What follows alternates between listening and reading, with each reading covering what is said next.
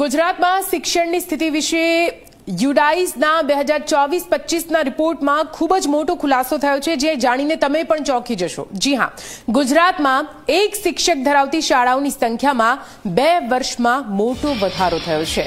2022-23માં એક શિક્ષક ધરાવતી શાળાઓની સંખ્યા 1754 એટલે કે 1800 આસપાસ હતી, જે વર્ષે 2024-25માં વધીને 2936 થઈ ગઈ છે. આ ચોંકાવનારા આંકડા કેન્દ્રીય શિક્ષણ મંત્રાલયે જાહેર કરેલા unified district information system of education પ્લસના રિપોર્ટમાં સામે આવ્યા.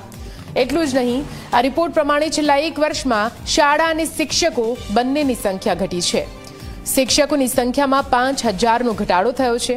એટલું જ નહીં, ધોરણ 1 અને ધોરણ 1 થી લઈને ધોરણ 12 સુધી વિદ્યાર્થીઓની સંખ્યામાં પણ સતત ઘટાડો થઈ રહ્યો છે.